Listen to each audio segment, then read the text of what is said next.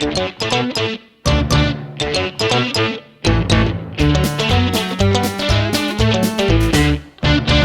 welcome back to the farm. Today, a little bit different video. From last week to this week, I've had my grandson. And every year in June, I get him for a week. He's 9 years old now, and we call that Mimi Palooza. So every day for the last week, we have visited Peach Park and we've had ice cream. We've eaten at a different fast food place just about every day. All the things that he wants to do. And of course, we did hit his favorite restaurants and went to the movies to see a movie together. We have just had the entire best time.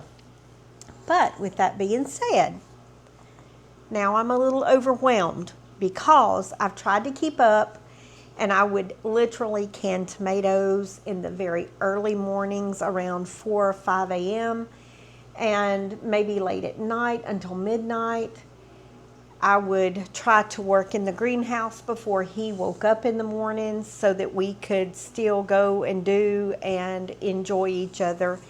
But I've really not kept up with anything. My house is suffering. But sometimes you've just got to let that go and enjoy the time that you have with family. So today, I took him home yesterday and I crashed. When I got home, I literally crashed. I've not had a lot of sleep, but I slept last night pretty good. But this morning, got up and went to the greenhouse, and it just seemed like everything in the greenhouse needed picked. And if you know me, I'm not going to waste a thing. I'm going to go ahead and process it same day so that it's good and fresh in those jars or in the freezers. I just don't want to waste anything. So I do have some tenants over at the range at the campsite. So I did take eggs, okra, tomatoes, squash. I took a lot of stuff over to the tenants this morning and shared with them simply because, first of all, we should share. Second of all, I'm overwhelmed. So I just got done shelling all these peas. I think I shell at least this much every day, which is about 3/8 maybe of a bushel of peas. And then once they're shelled, it makes this big bowl. And that's 3 or 4 bags to put in the freezer for wintertime. My goal is always to get 52 of something so that I can have that item once a week. I know that's probably a strange way of looking at things, but to have enough to do you until next year, you should have at least 52 jars of something or 52 bags of something in the freezer. Now, I really don't want 52 bags of okra because okra, we like okra, but it's not something that we eat all the time. Peas, I love peas. Peas and chow chow probably are my favorite meal. Peas with cornbread, some chow chow, some pepper sauce, which that's another thing. I've got to go and pick peppers today to pickle the peppers and make pepper sauce or whatever, but I haven't gotten to that yet, and it's already 12:30 midday. That's how it rolls here. I do my best to get meals on the table, laundry stayed up, animals taken care of, but then you've also got the grass outside that needs cutting. Well, we've got a tropical system coming through, so there is no cutting grass for the next few days. So I'm sure that instead of having any time on the weekends, and I don't know that I've had a weekend since we got the farm, but no, that's exaggerating. We have, but You know, we've got that little place on the lake for Tony to go fishing, and we just don't ever get to go. But regardless, I do have fresh food, fresh, healthy food, because there is no chemicals or anything on the vegetables that I've grown in that greenhouse. I've used beneficial insects to fight against any kind of pest that we may have. And I got it from a company called The Good Guys. They don't sponsor me. I'm just going to throw it out there that I got it from a company called The Good Guys. So I did turn loose some things in the greenhouse to fight against like aphids on peas or whatever. And it worked, because I had started seeing a couple of aphids here and there. Well, once I turned loose the little Good Guys, and I did a couple of different ones, I don't have that problem. And I've turned loose some mites that eat spider mites and stuff like that. And I just haven't had the issue with pests. So with that being said, it's healthy, and I can almost call it organic. I can't call it organic because I did fertilize the plants once or twice. But as far as any pesticides, there are no pesticides on my vegetables. So it's good and healthy food that I know that I can feed my family this winter and not have to worry about their health because of what they're eating here. So we're going to put these peas that I just shelled in the freezer. Now, pea shells go in the compost, but all the vegetable trimmings right now I'm giving to a neighbor that has some pigs, and we're just kind of recycling everything. I do put stuff in the compost pile, but the compost pile is getting full because it does have cow compost in there. It has vegetable peelings. It has pea shells, vines from the greenhouse, etc., grass clippings, leaves, all kind of stuff, and it's getting full. So I'm going to hold off on using this for compost, the pea shells, and well, the pea shells I put in compost, but I'm going to hold off putting the vegetable trimmings like the peelings off of cucumbers, etc., or potatoes, etc., into the compost right now, because I'm helping him feed his pig, because he will process that pig.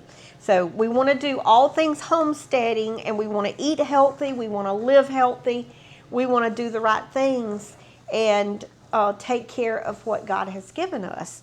So that being said, I'm going to bag these peas up for the freezer, and then I don't know if you can see, I have pots on the stove right now because we're going to make pickles with these cucumbers that I just harvested. So after we make the pickles this morning, then there's something out at the barn that I think you guys should see. But right now, once I make these pickles, I think I'm done until I go and harvest the peppers. Now, I do have 1, 2, 3 or 4 different kinds of peppers out there. So we'll be making more peppers. I probably won't video that because that's going to take me until about midnight tonight. There are so many peppers out there. But like I said, I'm not going to waste a thing. So if you've made it this far in the video, then don't forget to like and subscribe. And don't forget to check out our merch site, y'all. I don't get to, because I am so overwhelmed and because I am so busy right now, I'm not putting out the videos that I should be putting out to support the farm. And right now, really, I am kind of relying on merch sales too to help along the way. But this is more important. Taking care of my family is more important. Spending time with my grandson that I don't get to see as much.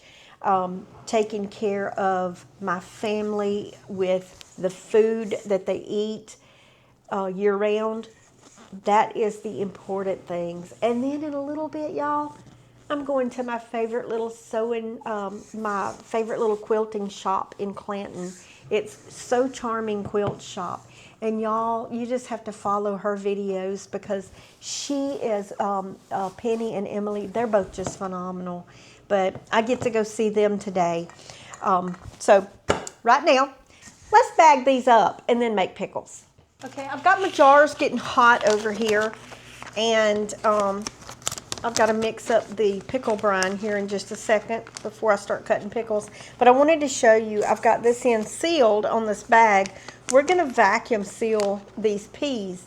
So I use this cup as the serving size that I cook. Now, if I have like a lot of people coming over or a lot of family or whatever, then I will do more. But it's just me and Tony for the most part. Maybe my grandson is here some. But I will fill this up and put it into a bag. And that's a pretty good size bag right there. It's probably related to 2, maybe a little better than 2. If you were to buy peas in a can from Walmart, this would be actually more than what you would get in the can at Walmart. So I want at least 52 of these bags of peas. And so, yeah, I do like snaps in my peas, so I'll put 1 or 2 in there occasionally. But as soon as I get all these bagged up, I will go in there and we will vacuum seal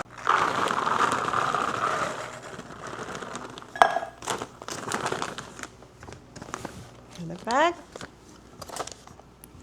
Also have to do jalapeno peppers today. And y'all, have you ever seen such beautiful, beautiful tomatoes? I mean, we eat so many tomato sandwiches right now, and I am canning so many tomatoes. They are just beautiful. So anyway, let me get back to this because I need to get these done. So I've got them bagged up and vacuum sealed and ready for the freezer. So I'm going to get those in the freezer. But in the meantime, let's go ahead and make our pickle brine and let it be getting to the boiling stage. Yes, I cheat. But I don't have time to make my own, and these are very delicious. I do use the Mrs. Wages pickle mix. So 3 1/3 cup of vinegar. So let's get the vinegar in. Gosh, I am running low on vinegar. This is my very last gallon of vinegar that I have in here, and I have went through so much vinegar. So let's do 3. So that's 2, 3, so 1 1/3 more of vinegar. And then it's going to be 7 1/3 cup of water. So let me go and get water. 7 1/3, y'all. All right, get my wooden spoon. And of course, we've got to have pouch pickle mix. Now, this house is going to be smelling really good in a minute. Hubby knows when I've been pickling cucumbers because the whole house will smell like dill pickles. And that's it. I don't have to do anything else except get those cucumbers ready, get the jars ready, and the pickle crisp. I do put pickle crisp. Let's see, where's it at? I do put pickle crisp in with my pickles because I don't like soggy pickles. I like crispy pickles. So let's get this brine to going. I've got jars preparing in here. I've got brine on the stove now. So the only thing that I need to do is get everything organized over here. I am going to wash my cup because I like to use this cup to pour hot liquids into the jars. I do need to get my lids and rings ready. I think it's all going to be wide mouth today. I'll have to go get rings. Now, I do process my rings and lids in the same water I process my jars because they're clean. So the only thing I need to do is get them heated up. A lot of people don't heat their jars and their lids and rings, but I do. I'm old-fashioned, and that's how my grandma did it. And I saw a lady that she does sewing. She has a sewing channel, and her name is Tammy Jones, and of Hometown Quilt Company or something like that. But she says the reason she does stuff is because my grandma said so. And I just love that. And that's why I heat my lids and ring, is because my grandma said so. So just a note, guys, real quick, and if for some reason you don't want to watch me make pickles or see what I actually do here on the farm, because here on the farm, it's all things homesteading. I do it all. And this is my everyday life, basically. So if you're not into that and you don't want to see it, skip this part. Don't be ugly, just skip this part. Because this is what we do here. We prepare for the future. We get food, good, healthy foods to eat. We don't buy from the grocery store a lot. Now, I do buy like flour and Crisco, I guess I should say shortening, or olive oil or whatever. I do buy stuff like that from the store. We buy milk, butter from the store. I have eggs here with no need for eggs. My husband does like regular sandwich bread from the store. I do buy that, but I also make sourdough here. So there's not a lot of food items that I have to buy from the store. I used to buy like boxed mac and cheese and canned goods and stuff like that, and I really don't buy that anymore. First of all, it's not healthy, and it's got a lot of unhealthy things in there, but we eat what we grow here on the farm. So we want to honor God that He has trusted us to have this, and that's what we're gonna do. We're just gonna eat from the farm. It's a lot healthier that way. So, but let's get started. I'm gonna go ahead and get some cucumbers chopped up and get them ready to go in jars when the jars are ready. Okay, y'all. So let's start with a cucumber, and we're going to cut the ends off because the ends is where those enzymes are that causes them to get mushy. So we don't want those on there. We're going to toss those. We're going to toss those into the hog jar, the hog slop jar. All right, so I'm going to basically cut this one in half. This is the size jar it's going in. So this is how I make pickles, y'all. Doesn't take long at all. So you can see those Sweet Success cucumbers have very little seeds in there. And the smaller they are, the crunchier they are. So with one this big, I am going to chop it one more time. Let's see, that one don't need it. This one does. Has very little seeds. Matter of fact, can you see any seeds in that? There's very little. Very little. All right. Try not to chop my fingers in the process. So I'm going to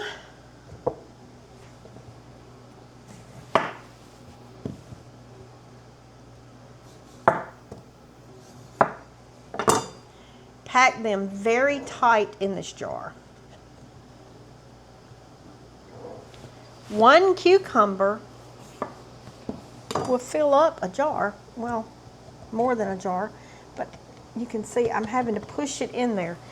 And that's how I want it. I want it good and tight. Can y'all see how tight that is? That's tight right there. So let me look at, the brine is boiling over here, y'all, and that's how I want it. I want it to boil. And I'm going to put this on top, and I'm going to get a cup of the brine.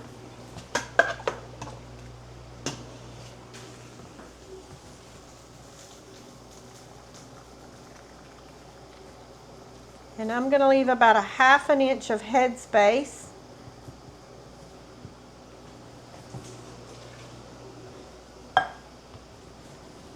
I'm going to go ahead and get a ring out of the water, a lid and a ring out of the water. Put that on there.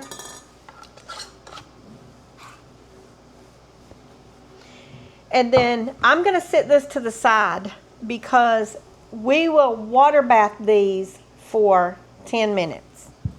In the meantime, I'm going to do the rest of them. So one side note, y'all, something I did not show was putting the pickle crisp in the bottom of the jar. So before I put the pickles in, I put the pickle crisp in the bottom of the jar, and it's just 1/8 of a teaspoon. Okay, y'all, so I'm gonna do something a little different. I've washed a jalapeno that I picked from the greenhouse. I'm gonna make jalapeno pickles. So it won't be a lot. It'll be just a couple of jars of them. But who doesn't like a spicy pickle every now and then? And jalapenos just, they're so good anyway.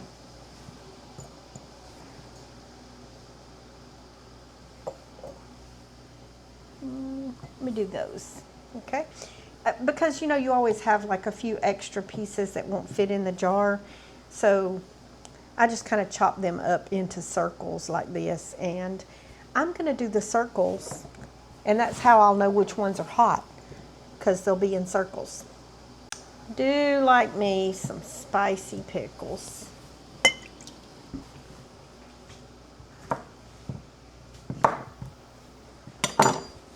I probably take too much off the end, but I don't like mushy pickles.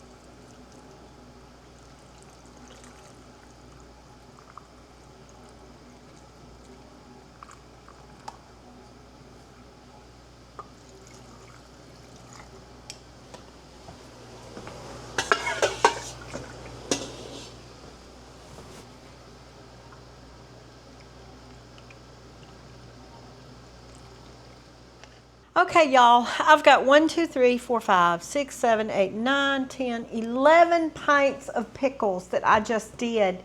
And I literally had 1 tablespoon of brine left.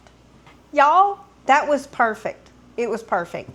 And out of those 11, 1, 2, 3, 4, 5 of them are spicy, and 6 of them are regular pickles, regular deal, and 5 of them are spicy jalapeno flavored dill pickles. So we shall see how those taste. I had a couple of jalapeno peppers that I did not want to waste. And you know me, I pretty much said it earlier. I don't waste anything. Even the scraps, they're going to the pig next door. So yeah, here we are. So I am done canning and pickling for the day. I still have to go and pick a bunch of peppers. Well, then I shouldn't say I'm done for the day. I still have to go and pick a bunch of peppers from the greenhouse, and I will probably bring them in and stay up tonight and do peppers. So that will at least get me caught up. But right now, I have to go to the barn for a second. I'm going to take you guys with me. And I've also got to run to town to my favorite little quilt shop in the world.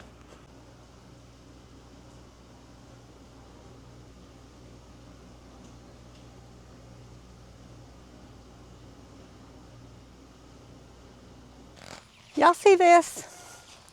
The sun suddenly came out and it got like super duper hot. The sun hasn't been out in days. But there is a tropical storm coming and the sun is not going to stay out. So we just have to do what we can when we can do it. As far as cutting grass, the grass will not get cut anytime soon, which kind of helps me out a little bit. I have, like I said, been overwhelmed. So maybe the sun will come out when Tony's home this weekend. He can cut the grass. I want to tell you about a strange relationship. That's what I'm talking about. So it appears that Goldie has decided she's in love with Harold the turkey. Now, I tried separating them and they just kind of go wacko on me. You don't see Goldie next to him because Goldie is there. And Goldie is mad at me because Goldie has decided that if I put her over here in this pen where Harold is, you look at her, she wants out. She said, I don't want over here. You have done me wrong. The problem is that she has decided that she hates Helen. She hates Helen to a T. Now, the reason Harold is not in here with her right now is because Harold jumped the fence and got back over here with the other turkey. Normally, Harold is all up in Goldie's Kool-Aid. And they have just been inseparable, really inseparable. But she hates Helen and wants Helen unalived with her feet. And she just thinks that Helen wants her man.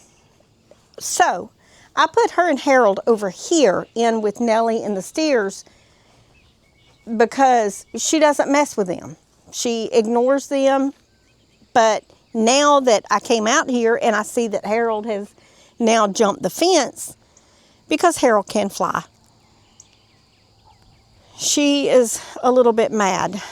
And I have got to catch Harold and put him back in with her to calm her down. I don't know. Hey, Nellie. Hey, Nellie. Nellie doesn't mind her at all. Nellie's mean, but she doesn't mind Goldie for some reason. Goldie is extremely mean to Helen. You see those big feet? She kicks Helen with those big feet in the belly and pecks her. And Helen has a wound on her back flank now from where Goldie pecked her. So I had to separate them. We're going to put Goldie in the pond pasture when it's ready. But right now, I put her over there temporarily. But she's mad at me, y'all. She's really mad at me. And I don't know what the answer is other than I'm going to have to clip Harold's wings so that he can't fly back out of there. She's totally calm when Harold is in there with her. But when Harold gets out of the pasture and comes back over here, gosh, she's not happy at all. And she's like really mad at me right now. So either I'm going to have to just let her back out here with Helen, but I just can't stay out here and watch her all day. I'm afraid to put her over with the goats and the boys because as mean as she is right now, she just may hurt them because I'm just going to be honest. Goldie attacked me the other day because I was near Harold and trying to protect Helen from her. And she came upon me like she wanted to bite me. So I'm not afraid of her, though. Don't think I'm afraid of her. I'm just not. That's not something that I'm afraid of. She's just totally acting different now than she's ever acted in her life, and she is just infatuated with Harold the turkey. And that is the whole issue right now, is she wants to be with Harold, and I mean, it is what it is. I'm going to have to figure out how I can have her and Harold together. I can't put Helen over with the steers because Helen is smaller. She can't see. Helen knows her environment here, and I can't do that to Helen. So I've just got to figure out right now what to do about Goldie's attitude lately. And I don't know, maybe Harold brushed against her just the right way and got her excited. I don't know, but Harold is her dude. And it is the strangest thing I have ever witnessed in my entire life. But and I'll show you them together. You will be amazed. I don't know, y'all. I know I got to figure it out really fast because she's mad. She don't like being in that pasture over there. But right now she has no choice. I can't keep her up in a stall, but I can't let her continue to bite plugs out of Helen either. I mean, that's not good for Helen. And Helen can't defend herself because Helen's blind. She can't see her coming. And it was, always something. So that's what's going on in the barn today. It's always something, isn't it? Well, y'all, thank y'all for being patient with me in the kitchen today and learning how to make pickles. I did shell those peas and get them in the freezer. I gave the okra away. Tonight I will be doing peppers, and as soon as those tomatoes that I showed are ready, I'll be doing some tomatoes. But right now, y'all farm on.